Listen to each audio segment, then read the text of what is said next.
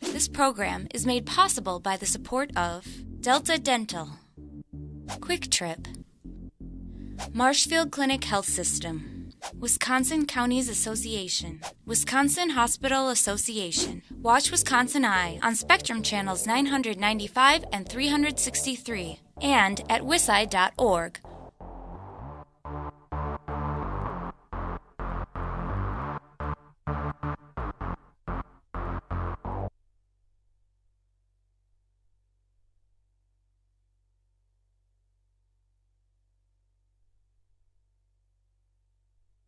On a few things, we have some really important deadlines coming up in the next couple of days that I'm sure you're all aware of and are going to be, a big part of this week's narrative. So we're pleased that clerks are now able to proceed with being able to meet their statutory deadlines and to continue with their mission, which is to serve the Wisconsin voters and to make sure that they get their ballots out to them in time for them to be able to receive them and to interact with them and return them. So the deadline for clerks to start mailing ballots to voters who already have a request on file. Now, of course, this doesn't shut the door for absentee requests, but anybody that has a calendar year request on file, an indefinitely confined request, or has already submitted their absentee ballot request for November, those ballots by law have to go out by the 47th day before the election. So that's this coming Thursday, the 17th. That's the municipal clerk statutory deadline to send those ballots to voters. Tomorrow marks the statutory deadline of our county clerks to finish printing and then distributing their ballots to the municipal clerks. So that's a statutory deadline of the counties. And again, that's tomorrow. So we're right up against those deadlines, and our clerks are right now working to get all those ballots out because, of course, we do also have a lot more absentee ballots that have been requested at this point than we have in any previous election. So there are over 1 million absentee ballot requests on file as of this morning for the November 3rd election. And voters do have until the Thursday before the election to continue to make those requests, but we of course encourage anybody that chooses that option to do so soon, and to make their requests as soon as possible, and to, of course, return their ballot as soon as they're able as well, to ensure that it makes it back in time to be counted. Because Thursday is the deadline for clerks to begin sending those absentee ballots that have already been requested to voters, some voters are going to start to receive their ballots even by the end of this week. Clerks don't have to wait until the 17th to start sending their ballots. If they already have the ballots, if they're already, let's say, prepared their envelopes and their labels, they might start sending them already, or they may have already started sending those ballots to voters. So some voters might get their ballots already this week. Again, we encourage voters to start returning their voted ballots as soon as they're able. So as soon as you get your ballots, it's a good time to fill those out and to return those to your municipal clerk as soon as possible. Again, as of this morning, we had about 1,030,000 absentee ballot requests on file so far. We have had over 100,000 new absentee ballot requests since September 1st. So we've seen that every day that number continues to grow in terms of voters that are choosing that option and are making their request for an absentee ballot as well. In addition to those important absentee ballot deadlines, I should also mention that this Saturday is the federal deadline to send ballots to military and overseas voters. So that initial run is going to go out again that 47th day before the election. So that's on Thursday, the 17th. But then there's also a federal law that says by Saturday, the 19th, that all ballots that have been requested by military and overseas voters must also go out. So we'll also be doing a lot of work with our local clerk partners to ensure that those ballots have been sent to each of our military and overseas voters by that deadline. In addition to the absentee ballot deadlines that are happening this week, we've also produced at the WEC several videos and an outreach toolkit for our local election officials to help educate voters about their options for voting, about some of the mechanics regarding absentee voting, and about election security. And you can find all that information actually on the elections.wi.gov homepage. So if you go to elections.wi.gov/2020, you're going to find our information on election security and on absentee voting. Part of that is going to be a 6-part video series on the mechanics of absentee voting. So everything from making your absentee ballot request to receiving your ballot to having your ballot certificate witnessed and returning your ballots to how those absentee ballots are secured and counted. We outline those in the various videos. We also are launching our social media plan as we head into the November election and incorporating those materials into our existing materials. And then we've also put out a toolkit for those local election officials to help them when they're educating their voters as well. So if they have local media, voter groups maybe in their townships or their cities or their villages, to be able to do that outreach as well, in addition to a social media plan for those local election officials and all other sorts of tools that they can use, things like web banners that we also have available for them as well. So we're going to continue to promote that information, but any help that you can provide in terms of getting that information out there is also greatly appreciated. I think it's really good information about how voting works, about what voters can expect and how they interact with the process. And so it really is just about the mechanics of voting. But, you know, as we talked about earlier this year, we found in our statewide survey that the mechanics of voting is really what's most important to our voters and the type of the information that they're really looking for right now. We'll also be making, of course, this information available to not just clerks, it's available to voter groups or anybody else that's looking for content. Again, you know, we're all trying to make sure that voters have access to the legitimate sources of information. And so rather than groups recreating the wheel, we encourage them to utilize the resources that we have available as, you know, we're able to vouch for the contents being accurate. This week, we've also been receiving reports from many voters about text messages, third-party mailers, other things that they're getting that they're finding quite concerning. And, you know, we see this before elections where groups that may be well-meaning, sometimes maybe they're not, are sending this type of information to voters. One of the texts that we're hearing about is that voters are saying they're receiving a text message from a third party that is telling them that they're no longer on the voter rolls and encouraging them to re-register to vote. We're finding that that's not actually the case. For a lot of the voters that received this message, we're not sure where they're getting their data from.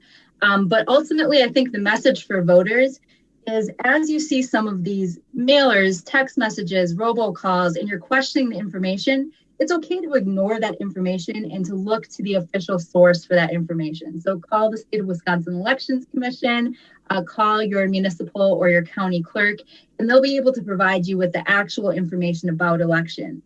Going to My Vote is an excellent resource as well. If you receive information that's confusing to you and you're not sure about your voter record, the status of your absentee ballot request, you can always go to myvote.wi.gov. You can check your voter registration record. You can check your status of your absentee ballot request. You can view your voter history, find your polling place, view a sample ballot. All of the things in the data that a voter needs to know are available through the My Vote site and are connected directly to your voter record. So we really encourage voters to go there and double check and get the official data when they're seeing things that may be conflicting or confusing. And I think with that, I guess I'll turn it over to questions. You know, we're also having a commission meeting tomorrow. We had to reschedule the meeting last week. It was supposed to be held on the 10th. We're going to have that meeting that was scheduled for the 10th tomorrow. But other than that, this week, we're mainly focusing on getting the absentee ballots out, assisting clerks as they work their way through the statewide voter registration database and the process for sending out the ballots, helping to track those military and overseas ballots to make sure that they get out on time. And then we're also continuing to do that data entry for the mailer that we sent out as well, where voters continue to send back their absentee ballot request forms to our office. So again, with that, I will turn it over to all of you for any questions. So the first question is from Brianna Riley.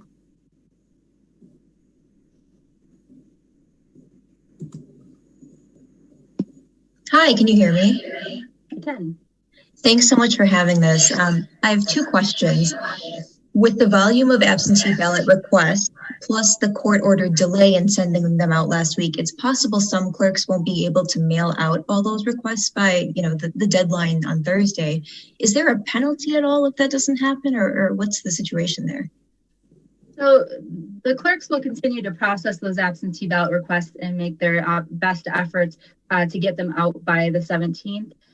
In terms of consequential, tracking or sending of the ballots, we do have to track and report every single one of the military and overseas ballots and ensuring that it was sent out by the deadline. And so that's something that we work with the clerks continually throughout this week to ensure that any ballot that has been requested by a military and overseas voter does go out by that federal deadline. And so that's something where we do monitor every ballot that's been requested, everyone that's been sent, and we do produce a report on that as well. So that, at this juncture is where we usually dedicate our time and resources into monitoring that deadline and ensuring all those ballots go out in time. Thank you. And last question, thanks again for holding this today. You had mentioned that this Democratic organization, Field Team 6, is sending out texts to voters saying they may have been removed from the rolls based on a list they compiled at some point. The Madison clerk said she reported this to WEC. Is staff investigating, and what, if any, action could occur? So we can't stop or control a third party from sending a message, a mailing. Before every election, this happens, where people will send out, messaging to voters based on data that they get from whatever source. So there's really nothing that we can do. We do share suspicious information with our state and federal partners in the intelligence community to make sure that there's nothing more, possibly sinister with the campaign. So, that's something where we do loop in all of our state and our federal partners anytime the clerks are reporting something that voters find suspicious to us. So we do that on a regular basis. But ultimately, we're not able to stop someone from sending, text messages or mailers to voters. Next is Michelle.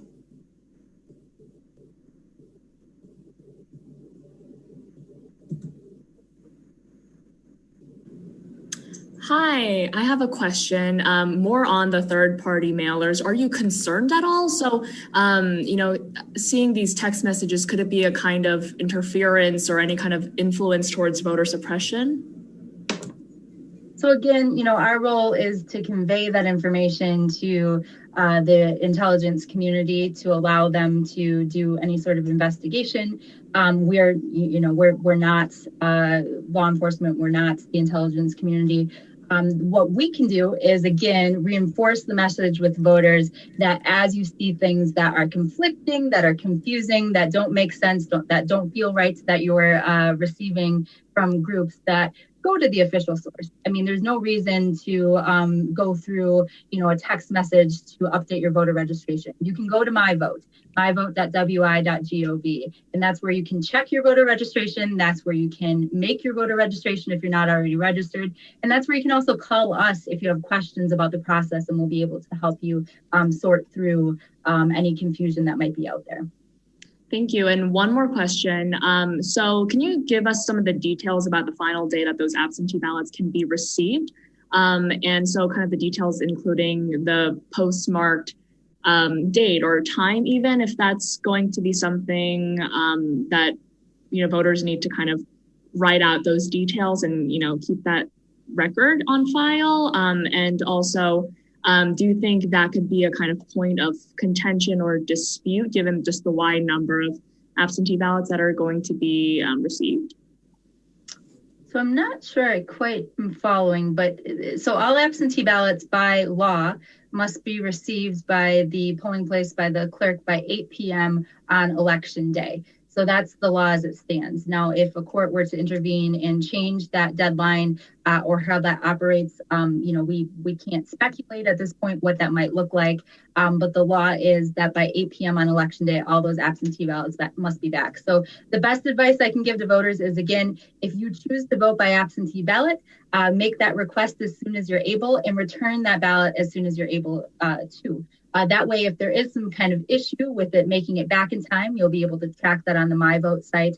If there were some kind of issue with it making it back, there would still be time to remedy that, to request a replacement ballot if one were necessary. And so I think, leveraging the time that we have 49 days before the election to make sure that everyone that wants to request an absentee ballot is able to do so early and to get that ballot back, because the law is that all ballots have to be back in the hands of the election official by 8 p.m. on election day. There's no late return allowed under the law.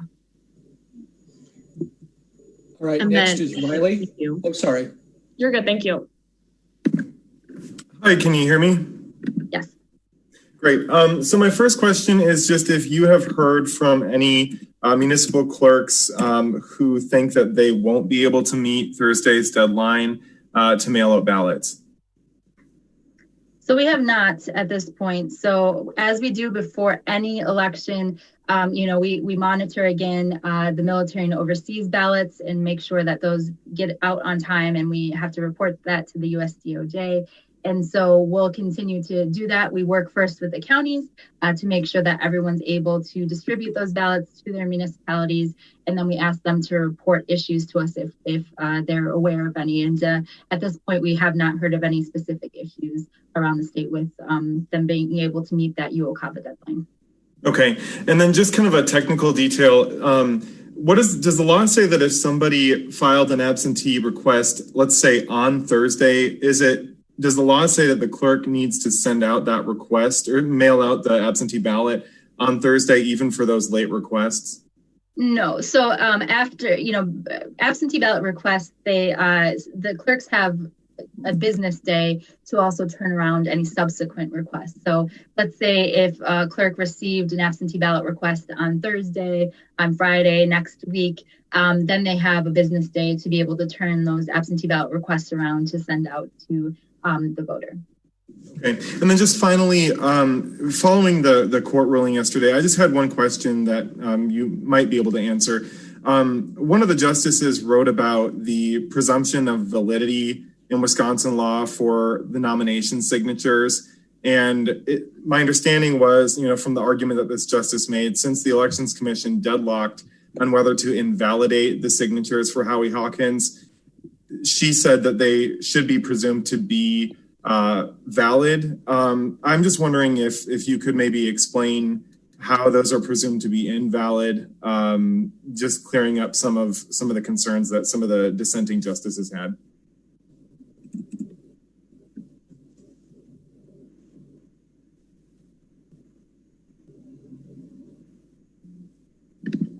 I think Meagan might be having an issue with her video here. Let's give her a second to get back established.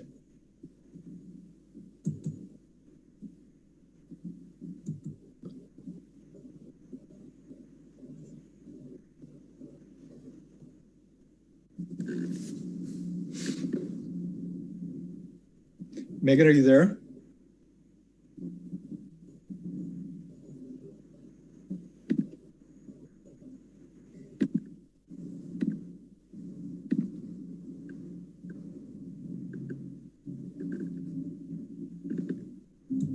So I think Meagan dropped off the line here. Let's give her a second to get back on.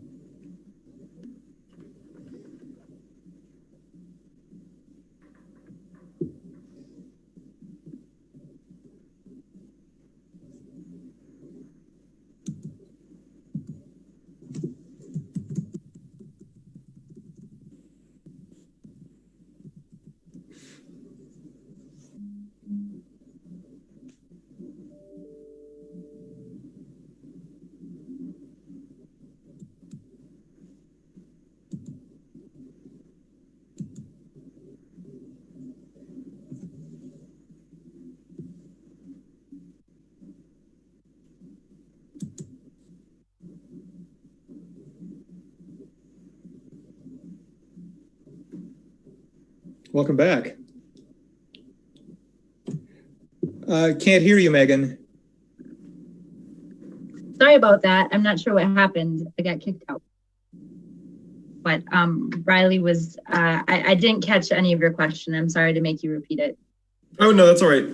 So I was just a little confused because I was reading through some of the dissents in the Supreme Court opinion last night. And I think it was Annette Ziegler who brought up saying that there is a presumption of validity to nomination signatures. And since the commission deadlocked on whether or not to strike the signatures and basically said, I think the last motion was, we are deadlocked on the, I can't remember the exact number, the 1,000-something number of signatures. She was saying that those should be still counted as valid. I'm just wondering kind of what the argument is for why those are considered to be invalid signatures with the commission deadlocking.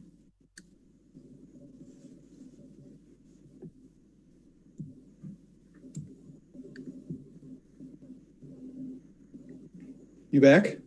I think so. Can you hear me? Yes. Okay.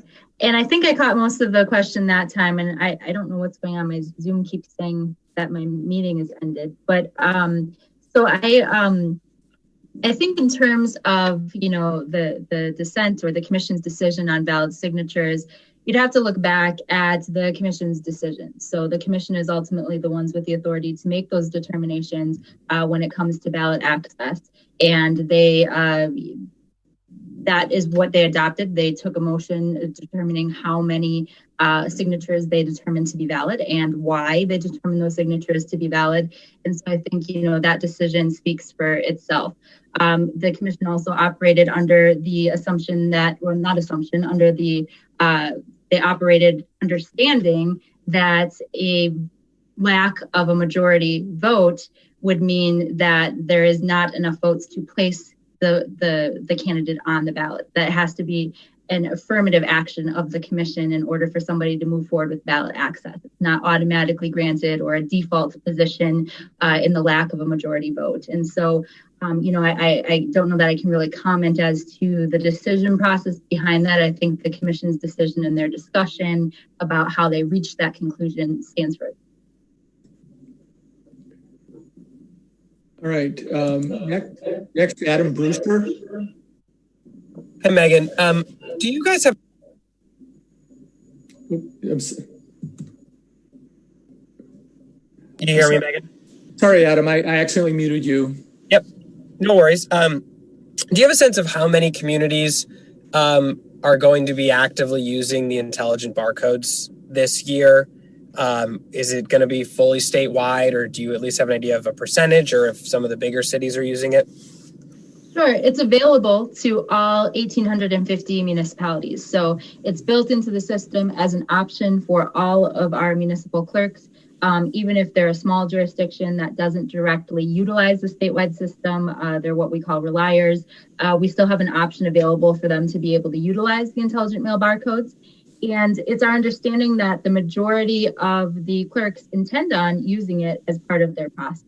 Certainly the larger communities intend on using it as well. And so we'll be able to see in the coming days how many ballots begin to track with the intelligent mail barcodes to get a better sense of how many. But we did see in August, the majority of clerks, especially those that use our statewide system to produce their labels, were indeed using the intelligent mail barcode.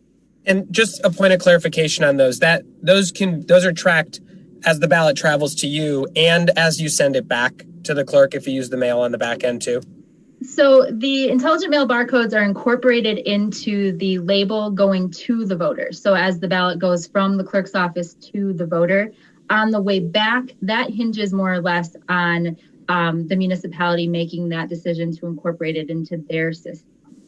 So we're able to track once the ballot reaches the clerk's office. So when a voter sends their ballot back, they'll be able to see when their clerk has received it and has either is going to be sending it to the polls to be counted, or if there's some kind of issue and it's marked for rejection, the voter will be able to see that part. But in some communities, it's not something that's automatically in the statewide database to have those return intelligent mail barcodes. That's based on a municipality by municipality decision. All right. The next question is from Pat from WisPolitics. Hi, Megan. Thanks again for doing this. So I wanted to follow up on Brianna's initial question. I believe Riley actually touched on it too, but I had some audio issues on my end here, so I didn't hear the answer. We've heard the commission talk in the past about how the federal Department of Justice has been pretty aggressive in terms of pursuing cases where that UOCAVA deadline is missed. So you haven't heard from any clerks that they're in danger of missing that deadline, correct? Correct, not at this point, but we do aggressively monitor that deadline in these days leading up to Saturday. So again, the UOCAVA deadline is this Saturday, the 19th. And I myself have personally been in charge of monitoring that deadline until midnight on Saturday myself, and reaching out to clerks and ensuring that the ballots get out on time. So we're going to continue to do that outreach like we always do to ensure that clerks know when they have a ballot request on file and to make sure that it gets sent out to the voters. So no, at this point, we don't have any information to lead us to believe that there's clerks that won't be able to meet the deadline. Thank you so much. And then just to follow up real quickly, we've seen a kind of a number of issues within the state's election law kind of present themselves this year. Do you have any idea yet as to when the commission is going to start putting together legislative recommendations for the upcoming, I guess, legislative session?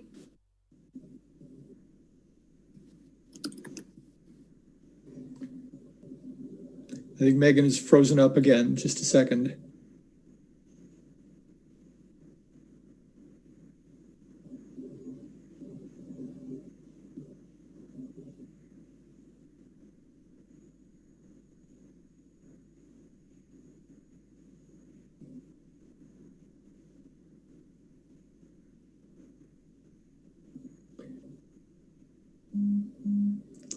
I am so sorry. I don't know what's going on. I've never had issues with my connection before, so I apologize for that.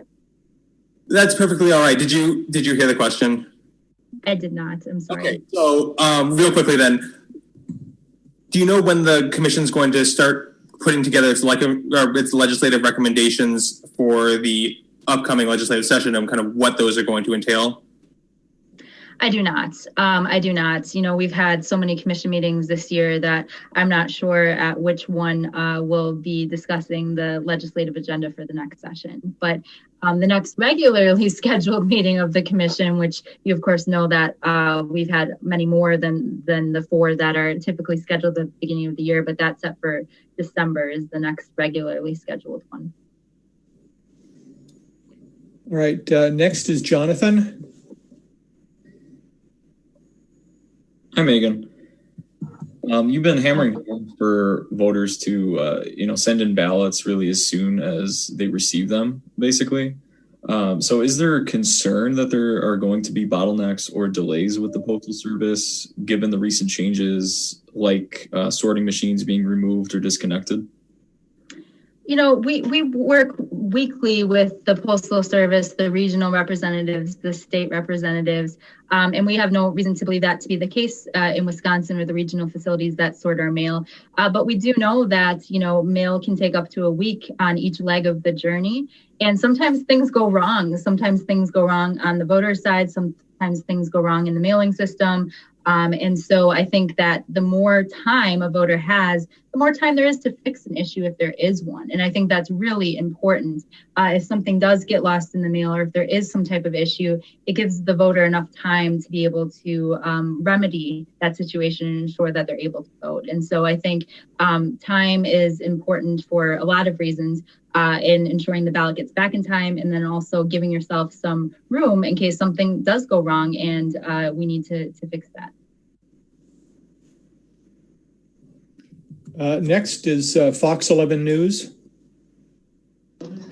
Hi there, this is Katrina Nickel with Fox 11. My question is if you could kind of touch on the Supreme Court's decision yesterday to not have the Green Party candidate on the ballot, how this helps the city clerks who need to reach this deadline coming up on Thursday, and then any challenges they might happen if Kanye West tries to challenge to be on the ballot as well. Sure. So as I stated on the outset, I think really it's just now, we're able to keep moving ahead. I mean, I think as election officials, we're always very solution oriented. So now we're able to move ahead with the sending of those ballots and with assisting clerks in meeting their statutory deadlines. So assisting the counties to ensure they're able to distribute their ballots tomorrow, and then helping the municipalities to be able to meet their deadline on Thursday and on Saturday of getting their ballots out to their voters as well. And so, I think that's the biggest thing now is just that we're able to continue to make progress towards meeting those statutory deadlines. And I'm not going to speculate about things that might or could happen because we've got enough reality in front of us to focus on for the next few days. Fox 11, I had muted you because of background noise. Do you have any follow-ups? I do not, thank you. All right, next is WFRV. Just unmuting. Meagan, just wondering if there's been a lot of stories nationally about two swing states, Wisconsin and Pennsylvania, not starting to count until 8 p.m. on election night. What's the status of that? And is there any effort to maybe get at least a day in advance to prep the ballots before you scan them on that night?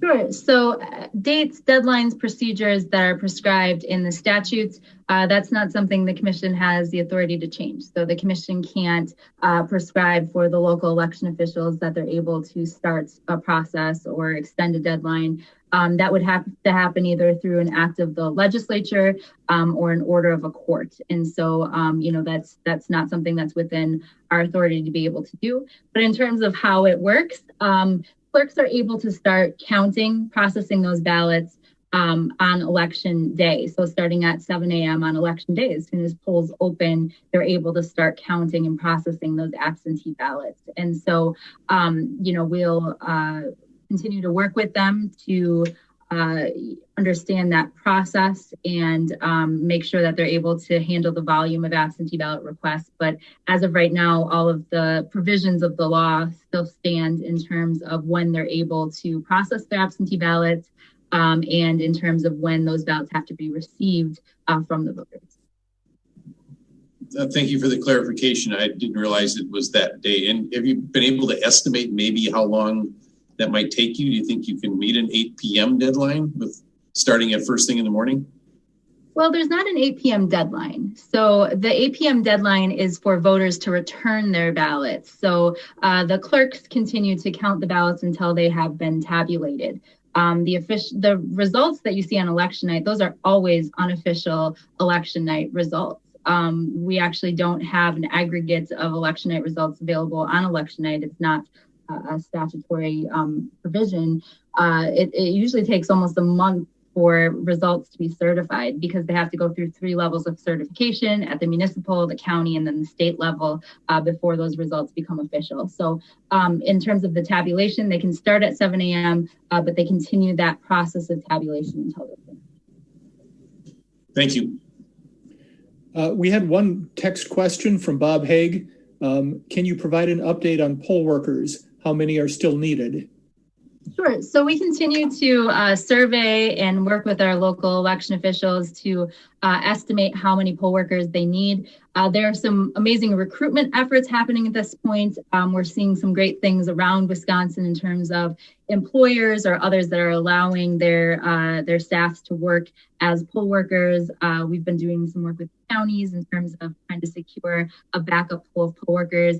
Some communities have had great luck with things like an Adopt a Polling Place program. So there's some great recruitment efforts happening every day around the state of Wisconsin. We continue to encourage anybody that's able and willing to serve as a poll worker to contact your local election official.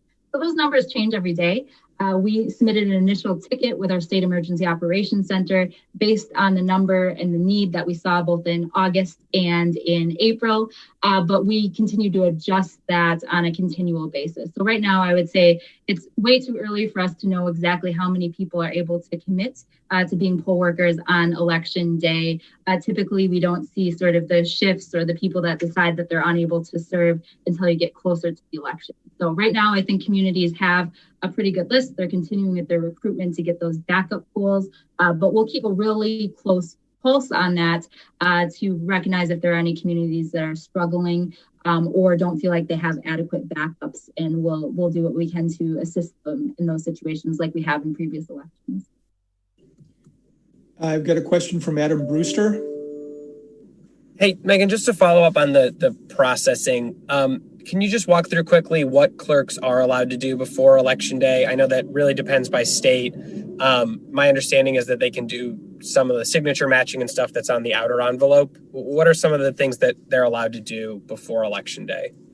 Sure, good question. So prior to Election Day, they're going to get that absentee ballot back, and they're able to review the absentee ballot certificate envelope. So they're able to ensure that the voter's signature appears, that the voter's witness is on there, and then they're able to either contact the voter if there is some kind of deficiency, or if everything's good to go, then they can sort those absentee ballots before they're sent to the polling place. So the absentee ballots are counted at the polls at your polling place on Election Day. So they're actually sent to your polling place and the voter's polling place, and the election inspectors are going to state that voter's name and address. They're going to be assigned a voter number, and they're going to put that ballot through to be counted with the other ballots on Election Day. There's some facilities that use what we call a central count, but the process is relatively the same throughout. So prior to Election Day, they're able to make sure that that certificate has all the elements that are required, and they can work with voters to get those corrected if there's any kind of problem. And they can start doing things like sorting the ballots, but they cannot open the ballots or the envelopes, I should say, prior to Election Day, or start actually feeding them through the tabulators. The opening of the envelopes and the putting the ballots through the tabulation equipment or tallying them cannot start until 7 a.m. on Election Day. When you say the certificate envelope, that's the outer envelope that the ballot is in, correct? That's the correct. one that, yeah. And Yes. then one, no, that's all I had. I'm sorry. I lost my other question. I'll ask you. Oh, wait. Sorry. The clerks, you said, do clerks have to contact voters if there's an issue, missing a signature, missing a witness requirement, or is it up to the clerk to do? Yes, the clerks do not have to contact a voter. So let's say the clerk receives back an absentee ballot and it's missing the witness signature. Depending on the timeline, the clerk can offer a couple of remedies to that voter. If it's really close to the election, their only option might be to actually bring their witness down to have them witness the ballot. If there's more time, they're able to actually send that back to the voter to have them cure it. So those things don't have to happen. It is to the discretion of each of the clerks to do that. But most clerks do choose to do that outreach, especially if there is enough time. And they're actually even able to track those deficiencies in the statewide system. And then we can also display those issues on the My Vote Wisconsin website as well. So if a voter does have some kind of issue with their certificate and the clerk is tracking that, we're able to help alert the voters to that issue and give them instruction about what they can do to correct it. Thanks. Meagan, Adam had asked about signature matching. You might want to just talk about what Wisconsin does and doesn't do in terms of signature matching. Sure. So each absentee certificate envelope is required to be signed by the voter themselves, verifying and certifying that they are the one that cast the ballot. And they're also required to have the absentee certificate signed by their witness. But there is not a signature comparison. So that signature isn't compared against the signature in the database. That's not part of the law in the state of Wisconsin. We do have things like the photo ID requirement on the front end, of course, the registration requirement to ensure that only lawfully registered voters are able to receive and cast an absentee ballot. All right, I think those are all the questions I have. Is there anybody else? Oh, there's some in the text here. Let's see. Are there any Elections Commission's rules that apply to Mr. Spindell and the Green Party. Can you talk about that? Sure. So, I'm not going to comment on any opinions or actions of individual commissioners, but there's not any provisions that we're aware of that have been violated, but I'm not going to comment on the opinions of individual commissioners. Right. Is there anybody else who's got questions? Raise your hand now.